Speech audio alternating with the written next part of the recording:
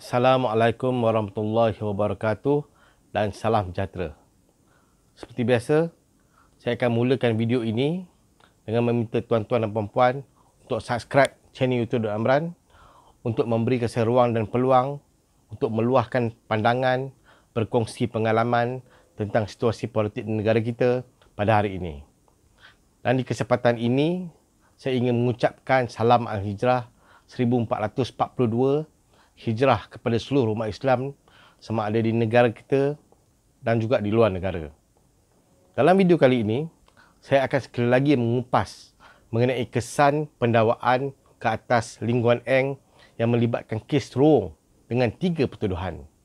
Sebelum ini saya dah cakap, kita semua dah tahu bahawa DAP berjaya mengumpulkan hampir 4 juta ringgit untuk ikat jamin kes Lim Guan Eng. Dan juga ini sekaligus membuktikan bahawa sokongan terutama masyarakat Cina ke atas Lim Guan Eng kekal utuh menjelang PRU 15 yang mungkin diadakan pada bila-bila masa pada sekarang. Tetapi apa yang kita tidak tahu ataupun apa yang mungkin banyak pihak tidak tahu ialah kes pendakwaan ke atas Lim Guan Eng ini menyebabkan ramai pemimpin DAP yang berasa seronok, tidak bersimpati, tidak bersedih, malah menimbulkan satu kegembiraan kepada mereka. Ini kerana semua orang dah tahu sejak sekian lama DAP dia belenggu ataupun dicengkam oleh politik bapa dan juga anak. Sebelum ini, pada PRU 14, bapa sanggup bekerjasama dengan musuh tradisinya, Tun Dr. Mahathir Mohamad menerusi Pakatan Harapan. Sebab apa? Sebab nak selamatkan anaknya daripada kes Banglo. Dan pada kali ini juga, bapa mungkin melakukan apa saja semata-mata untuk menyelamatkan anaknya dan juga menantunya sekaligus dalam kes terong. Tetapi, keadaan ini diam-diam saja. Banyak pihak tidak tahu bahawa dalam DAP itu wujudnya satu kelompok-kelompok tertentu sejak sekian lama yang tidak suka dengan politik bapa dan anak yang diamalkan oleh Lim Kit Siang dan juga Lim Guan Eng selama ini. Banyak dah bosan, dah muak, dah jelak dengan keadaan ini. Tetapi mereka tidak mampu buat apa. Jadi, kes pendakwaan ke atas Lim Guan Eng ini yang memungkinkan Lim Guan Eng ini didapati bersalah dan menerima hukumannya, dan keadaan ini membuka peluang kepada banyak pemimpin lain untuk naik dalam hierarki DAP, dan ini membuka peluang kepada mereka untuk berasa gembira dan melihat perkembangan ini dan mungkin mengambil peluang yang sewajarnya untuk naik dalam DAP. Kerana selama ini tak boleh. Selama ini hanya bapa dan anak, dan bapa anak ini mempunyai orang-orang mereka diletakkan di semua peringkat negeri dan juga bahagian dan sebagainya untuk mengawal parti. Jadi, apabila bapa sudah tua, anak pula mungkin disabitkan kesalahan. Ini membuka ruang kepada lebih banyak ataupun lebih besar proses demokrasi dalam DAP. Ini yang orang tak tahu. Tetapi dalam konteks semasa, saya ingin lebih suka untuk menekankan dalam konteks semasa di mana parti-parti Melayu ini sedang diuji dengan satu proses yang sama seperti yang pernah dilalui oleh Pakatan Harapan sebelum ini. Bagi saya, apa yang berlaku dalam parti-parti Melayu pada hari ini adalah lebih kecil jika dibandingkan dengan apa yang berlaku dalam Pakatan Harapan sebelum ini. Tetapi keberkatan mereka bersatu, keberkatan mereka ini bekerjasama dan sebulat suara menolak lawan mereka, mereka telah menang pada PRU 14 yang lalu. Ini yang sedang dihadapi oleh parti-parti Melayu, UMNO, PAS, Bersatu dan sebagainya sedang diuji dengan satu bentuk kemungkinan untuk mereka bekerjasama, tetapi mungkin ada pihak-pihak yang tidak suka dengan perkara ini. Jika kita lihat pada PRU 14, walaupun DAP ini tidak pernah suka dan ahli-ahli DAP, penyokong-penyokong DAP tidak pernah suka dengan Tun Dr. Mahathir Mohamad, berkat mereka mengenepikan perbezaan, kebencian, perseteruan di antara mereka dan juga sokongan solid oleh masyarakat Cina terhadap DAP, mereka telah menang PRU 14 dan telah menjadi kerajaan walaupun tidak lama, selama 22 bulan saja. Tetapi mereka menang.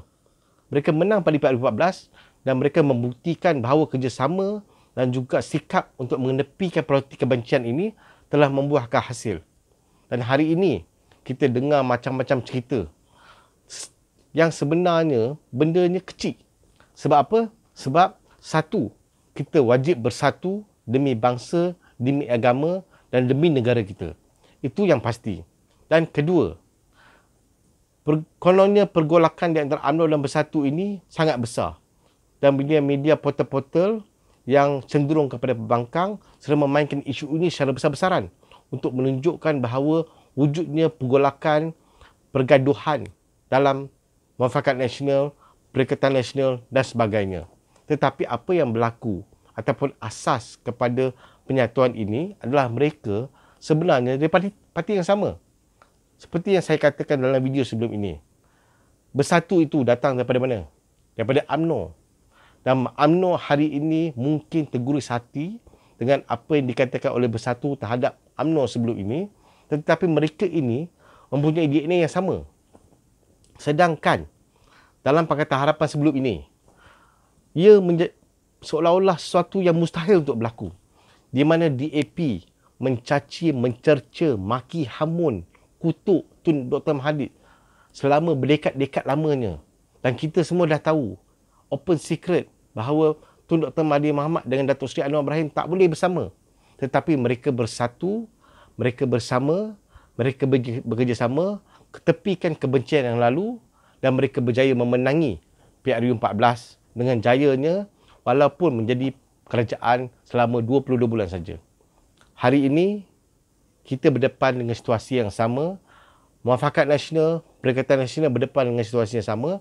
Dan apakah strategi-strategi yang boleh dilakukan untuk menyatu padukan orang Melayu demi untuk menegakkan sebuah kerajaan tanpa DAP.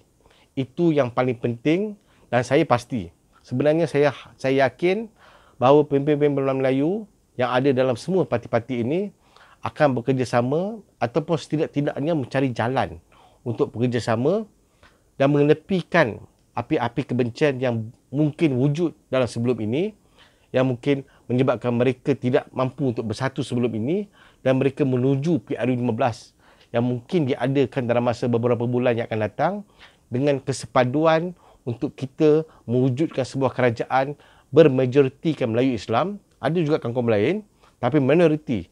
Kerana Malaysia ini sebuah negara yang majoritinya orang Melayu dan kaum-kaum lain mampu untuk hidup dengan senang, dengan meriah, dengan makmur dan sebagainya dalam sebuah negara yang dinamakan Malaysia.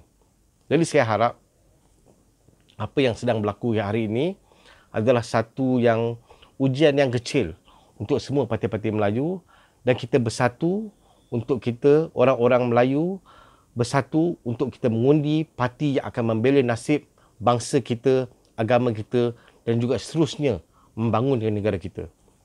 Sebab kalau sebelum ini, walaupun masyarakat Cina yang rata-ratanya adalah penyokong DAP sanggup menolak kebencian terhadap Tun Dr. Mahathir Mohamad dan menyokong DAP sepenuhnya pada PRU14 demi menjayakan agenda mereka, kenapa tidak orang Melayu hari ini berdiri dan juga bersatu padu, bekerjasama demi untuk bangsa kita, agama kita dan juga negara kita.